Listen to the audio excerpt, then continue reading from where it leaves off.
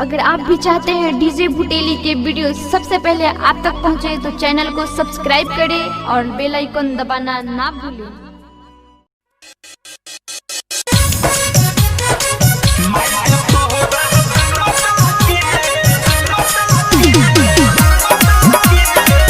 biharmasti.in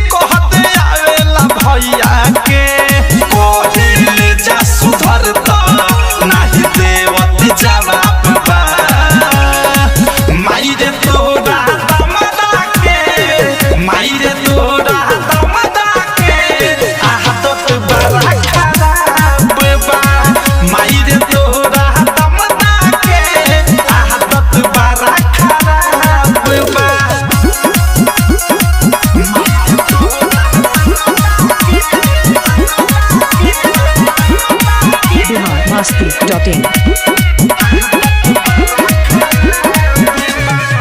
गाड़ी से मोर पीठ उतारे पूछो बोली तो चैली से मारे राइटर थारू मिठू मिसाइल पर गइल बाटे हमरा कपारे।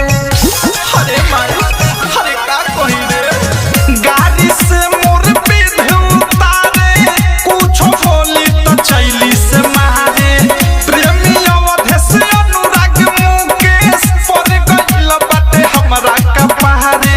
हीरो बुझे कि नहिया उ तो बनत ना बाप बा माई रे तोरा दमदा के माई रे तोरा दमदा के आदत बड़ा खराब बा माई रे तोरा दमदा के आदत बड़ा खराब बा।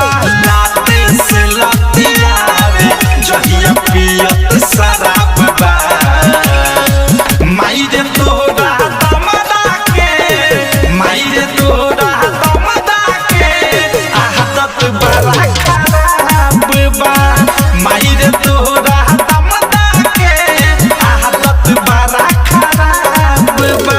biharmasti.in